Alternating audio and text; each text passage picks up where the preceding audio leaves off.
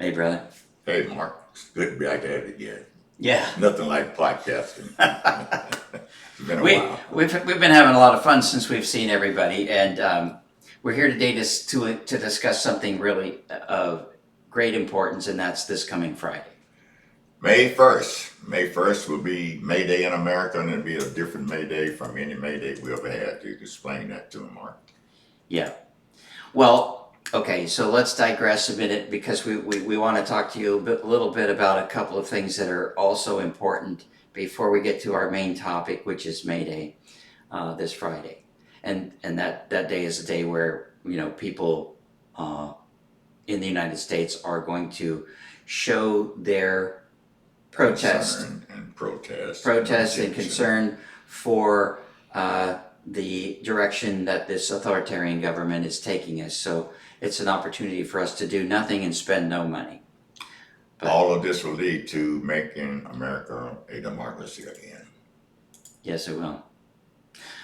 And I think we'll have a strong impact. But let's talk a little bit about some stuff here. We see this is merch. We call it "Make America a Democracy Again." That's what it says on the back of this T-shirt. And Elmer's got the calf. Yeah, it's very stylish. Looks great on all complexions we've discovered. I love it. And it's a unifying factor. So I mean, I don't know. Why should all those other guys have all the fun? They've got the merch. So we thought we could form our own new cult and be the cult of all Americans who are in favor of a democracy. And we are having some people who 6 months ago would not have thought of the idea of making America a democracy again. They have converted themselves to becoming a part of this democracy that we need to become again. It's very important that we remain a democratic form of government, regardless of your party. Well, I think we're in agreement on that, and what we've been talking about and kind of reveling in, and we're a little bit of shock about is guys like Tucker Carlson and Megyn Kelly and Joe Rogan and It's a list of them. on and on. Candace Owens and many people. Nick Fuentes, what? Alex Jones. Talking about the ideas of transparency in terms of the Epstein files, which are still being suppressed, repressed, redacted. It just won't go away. It won't go away. And Trump coming up. contiguously forever lying about his very close relationship with Jeffrey Epstein. They were tight buddies. They were all together. And hold on just a sec. We'll be right back. So thank you for holding that thought. We're back again. We were just talking about the cover-up of the Epstein files and Trump's complicity and his engagement in that. What else did you want to say about that, Elmer? I want to say that it won't go away, and I did hear, I believe it's the Vice President of the United States and maybe the Speaker of the House or the Secretary of State standing together saying that Trump and Epstein hated each other, and I just listened to them. It didn't appear that they hated each other last time I saw them on television having a great time together in years past, so that we have to live with it. Yeah. Elmer and I are both old enough to remember Donald Trump long before he ever mentioned running for president. Maybe some decades ago, a few talk show hosts might have interviewed him and asked him about that possibility. He might have implied that he might be interested, that maybe the government wasn't run the right way, but of course he would do it well. He told people that. So we've seen that, Elmer, over time. You and I are. Years.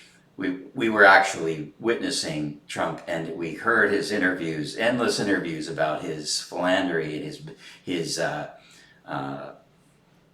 really degrading and abuse of women in his speech, and how he would refer to women and their physical attributes, including his daughter.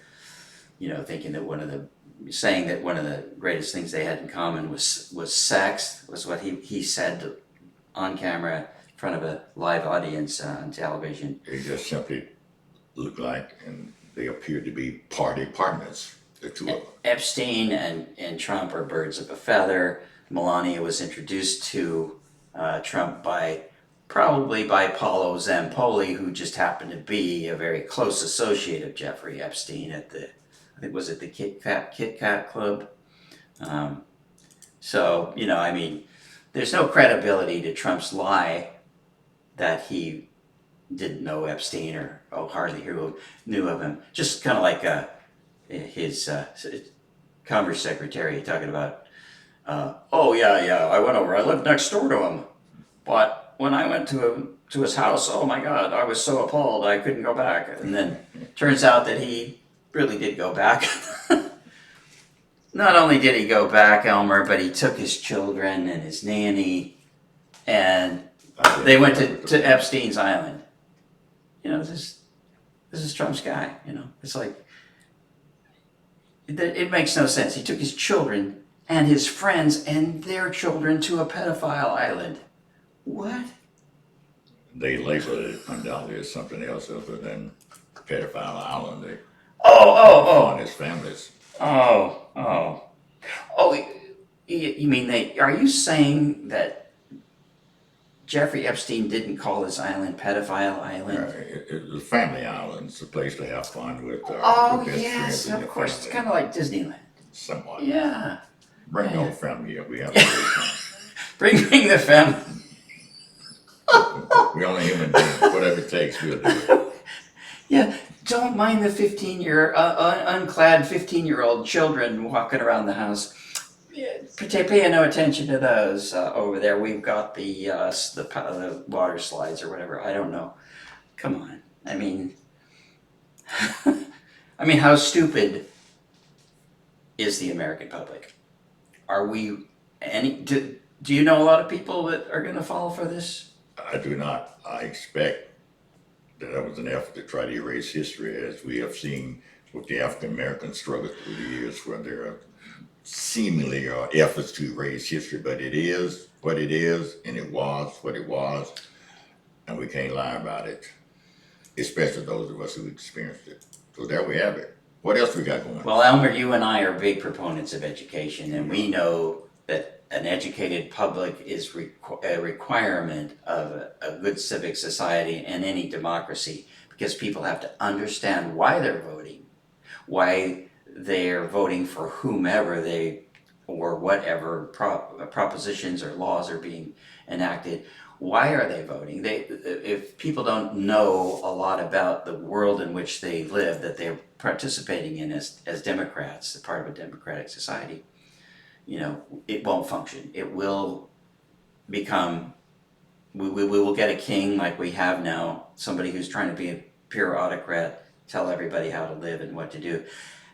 And his puppet masters, the ultra billionaires, let's just name them: Elon Musk, Mark Zuckerberg, Jeff Bezos, forget the guy's name over at Google. You guys can fill in for me. We know certainly Larry Page and Sergey Brin, particularly Brin, very right-wing type folks that are supporting this autocracy. Made out of the same fabric. The folks in Apple, all of these people that control our communication systems, how we understand the world. And now they're, just rapidly overdeveloping AI at a pace that isn't safe, with no regulation. So there are all of these things that are important to participatory democracy. Very difficult for me to say that. Participatory democracy, meaning that we're voting. So, which reminds me of May the 1st. Well, I'm glad that you brought us back to that topic. We did make a few notes, and we're going to bring us back to May 1st, but I just got to go a little bit to Elmer's birthday, because Elmer... which was April the 14th. You're right. Yeah, very recent birthday. And he just happened to turn 89. That is correct. And he did some other celebrations, but I decided it was a good thing to take him out to the Texas Roadhouse. And Elmer, at 89 years old, jumped up on the birthday celebratory saddle. Had to have help to get up, had to have help to get down, but I did get He was that. spinning the bandana. It was a lot of fun. So we'll throw in some that video highlight for you on this episode when you look at it. We'll splice it in here. You're not gonna let me fall, are you? No, we got you, I promise. When the shoes fall off, I want you to put them back on. Yeah, that's fine. You don't have to get on there if you don't want to. I'm almost there. Oh, are you sure? Let me turn around this way. I used to ride horses and mules. Really? Yeah, and put my shoe back. There we go. You gonna help me down? Of course. Yes, sir. Happy birthday to me. Okay, so you've never done this before? Happy birthday. Okay, so I'll give you the rules real quick, okay? So here's your lasso. Your lasso, okay? So whenever you're ready, you're going to spin it high and proud up in the air, okay? If you stop, I stop, and I'm spinning all over again, okay? You mean like this? You'll hold it like this. There you go. Okay. And then what's your name? Elmer Beard. Elmo? Elmer. Elmer. I'm 89 years 89 old. years old. Elmer, 89. Okay, yes, sir, whenever you're ready. I'm ready. Okay, wait, ladies, one thing.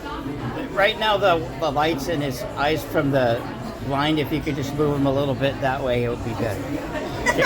You see Just what a little bit I? this way? Right there, perfect. Okay.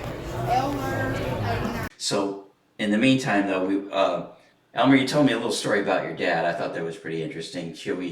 You want to take a second to talk about Yes, it? there were so many stories about my dad. Like going downtown on the other day instead of On a Saturday. Saturday during the 20s when he was doing very well, he would always go to town on Monday because he wanted to miss going to town on Saturday because he saw all of these people from his community with their wagons and their mule or their horse and riding with their families, speaking loud and having parties and drinking and being themselves, and he would be no part of it, and he would have to wait to take somebody with him who didn't have a ride, and he would not want to spend his time on a Saturday to doing that. So he would wait until Monday. And on Monday, he would go to town and he'd be the only African American with a wagon in town. And he felt unique, he felt special, and he felt like an independent that he could go to town and not be bothered and come back home and begin his work and work through Saturday afternoon the next week while all his other friends and neighbors in town. I thought that was creative on my dad's part. I think that's a great story, Elmer, because, as I was mentioning to Elmer, I thought, well, that's cool because your dad was being the rebel, both not cooperating and, going along with the status quo with his own, the black community, but he was also kind of bucking up against the white community's standards, expectations, mores, whatever they had. Especially on a Saturday afternoon when And everybody felt here he was showing up on a Monday. He showed up on Monday himself. Yeah, everybody else is reveling on Saturday night. Pretty good story. Anyway, I don't know what it has to do with making an America a democracy again, or do I? As an individual, you would like to have the right to choose the time you want to shop and the people with whom you want to shop, and that's part of the democratic system. I agree. And on the first day of May of this year, we're going to hope that individuals will call those who have not registered to vote, remind them to register to vote, because it's a day that we're going to protest the basic problems that we're having in America with the economy and with the price of too many things to listen at this time. Mm-hmm. Yep. And what Elmer is pointing out to us here is we made a few notes here that we're recommending that you plan ahead so that, it's only 3 days from, well, maybe only 2 days from when you see this, because we're going to post it up later on this evening. And so you probably won't see this until the, what is that, the 29th? Yeah, so it'll be 2 days. If you're watching this on Thursday, Tomorrow's Wednesday. Tomorrow's Wednesday. So you'll probably be watching this on Wednesday. So yeah, Thursday, you can, Wednesday, tomorrow, today, and Thursday, you can get ready so that you don't have to go shopping. You can call in sick to work, don't show up at school, and just, don't do anything. So that's the important thing, right? What else have we got there, Elmer, you want to talk about? We want to talk about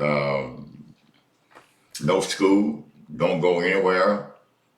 If you have to go someplace, plan walking because gas is too expensive to buy. And don't shop. Let the banks feel what's happening to them by not having us to spending the money and the storekeepers and the business people. Let's protest with our own pockets. Right. So the point of this is really to make the captains of industry, will, if you will, the multi-billionaires that are doing their best to work towards enslaving and oppressing the normal people in the population. We need to tell them that we're not happy with what they're doing. We will not stand for it. That we, the people, are stronger than they are collectively. If we stick together, they will never defeat us. But this is how we do it. We let people know that that one day of receipts on May 1st, Friday, is going to go way down. Productivity is going to go way down. People participating in all manner of institutions, that's going to go way down. No shopping online, no shopping, don't buy gasoline, whatever. Just don't do anything, and they will really register that as a big protest. It will make a dent in the economy in America's social and economic system on that day. Yeah. Go down in history as the greatest protest in the history of the world. We're looking forward to that. Oh, What else have we got here? well, what I like about what you just said is that brings up the idea of us participating in deflation, because the demand is going to go down for goods and services, and what happens to prices when demand goes down? Prices go down because people need to feel like they need to adjust their prices lower so they can entice you into buying stuff. So we will be doing ourselves a great benefit in terms of promoting democracy, but also of influencing the economy in the direction that we would like it to go. This horrible war in Iran is really causing terrible shortages of, gasoline, liquefied natural gas, fertilizer, helium, which is used to create chips in computers and so forth.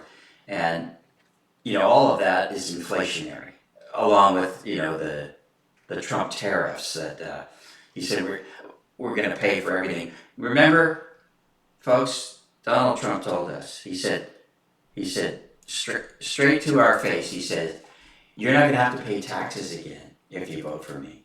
Why? Because we are going to have so much money from those tariffs coming in. Well, it turns out that the Supreme Court, his hand-picked Supreme Court, the ones that gave him absolute power and told him that he's not, responsible for anything he does as the president. Gosh, I wish Joe Biden had paid attention to that, because they also gave that same immunity to Joe. Anyway, I digress. But importantly, had they not done that, we would have a different country. But they told Donald Trump that his tariffs were unconstitutional and illegal, and that they have to pay the tariff money back to all of those people who paid it, which directly were, of course, the importers and the retailers, but they paid for all of that by having to increase their prices. Maybe they absorbed some of those price increases themselves, and we haven't felt all of that inflation yet, but we've certainly felt a lot of it. Everybody knows it goes to the grocery store. And America has to live with it. All of us. Yep. What else do you want to tell us? Well, I think we just should definitely remind people that this May Day that's coming up is going to be a different May Day from any other May Day that we have ever had. We look forward to everybody participating in it. Young, old, children, at home, retired, hospital, nursing home, whoever you are, and you have felt the pinch of the economy, react to it in a form of protest that would fit your personality. We can't explain to you how important it is, because all of us are different and we can protest in our individual ways. So to make a democracy great again and to keep America as great as we need for it to be kept economically, protest in your own individual way on May the 1st. If you can do it on May the 1st, carry on over to the 2nd. Anytime during this month would be a perfect time to protest the situations and problems that we're sharing in the United States government and the United States of America. We owe it to ourselves as we need a conclusion. Well said, Elmer. I agree with you. Just a reiteration here. A lot of people probably don't know where May Day originally came from. We did a little research here. We found out that Point that out. the original May Day was May 1st, 1886. That is correct. And then, so on that day, it began as an international labor movement holiday tied to the fight for the 8-hour workday. So most of you watching this probably didn't even know that there was a longer workday necessarily, right? And that May Day was known as Labor Day in the beginning, and Labor Day in the United States today is the first Monday in September. And I believe that the first Monday in September is celebrated in the United States and the United States only, or almost in the United States only. Most Labor Days are the first day of May all over the world with a few exceptions. Yeah. May Days associated with the Labor Day in the European continent. And it says after we got it rolling here in the United States, it spread internationally to Europe, Latin America, and Asia. And in 1889, socialist and labor groups in Europe declared May 1st as International Workers' Day. I like that. So a lot of people are terrified of the word socialist, but if you really reflect on the things that work well for individual freedoms and freedom of expression and our right to do a lot of things, it has a lot to do with the structures that we have. Like, for example, if you think about the national highway system, you think about electrical distribution and creation. If you think about telecommunications, if you think about the fire department, if you think about the police department, if you think about the military writ large, Army, Navy, Air Force, Marines, Space Force, whatever, all the things that we have that are contributing to our collective well-being, safety, efficiency, economic potential, etc. All the things that gives us, it's great. We're going to plan the trip and we're going to drive around in our car for a few thousand miles and back. And that's because the road systems are in pretty good shape. It's all tax related too. Yeah, it's all tax related. It has to do with how the government functions well. And all of those things could be considered forms of socialism. They could be. They, in fact, are. I would argue, because they are for the collective good of all the people within our country. So socialism is not a terrible thing. Necessarily. It's just like any form of government, it can be It has its abused. strengths and its weaknesses. Of course, yeah. And anything that has to do with human beings, Elmer, we're flawed, and we need governance, and we need laws, we need a constitution to help keep us civilly treating one another with dignity and respect and acceptance. And we can see the strength of this great nation, I think, developed around our inclusion of people with different beliefs, ideas, food preferences, clothing, lifestyle, all kinds of religious beliefs, no religious beliefs. We have all of the people from all parts of the world in our country, and I for one, Elmer, am grateful for that. I am grateful, and I'm happy and blessed to be a part of a podcast business where we are making democracy making America a democracy again. Me too, buddy. Look forward to Let's do it again. Let's do it again. Keep in touch with us, folks. We're developing a website. We're gonna make it easy, but it's not quite easy yet. So hang in there. We will make it easy for you to buy the cap and the T-shirt from us. We're gonna sell the cap for $35 and the T-shirt for $25. And if you buy them together, you get $10 off. So instead of being $60 for both pieces, if you bought them together, it would be $50. Tell others about it. Yeah, tell people, see if they're interested in becoming part of our new, whatever you want to call it, a group of people that's all very accepting of one another. And we do it with love and in peace. We promote peace. We're not interested in violence. I personally don't own a gun. Maybe Elmer does. But we honor everybody's right to bear a gun, if they choose. but we not a big fan of just unmitigated firepower in everybody's homes, or not registering guns. There need to be some control over it. It's kind of like the Environmental Protection Agency, that perhaps one of the not so almost as unpopular a president as Trump is, Richard Nixon, is the one that signed the Environmental Protection Agency into law. So, there you go. There you go. All right, come All back. See you next time. Thank you, brother. We'll see you soon. Looking forward to it. Pleasure. Care. All right. Thank you. Thank you. Bye.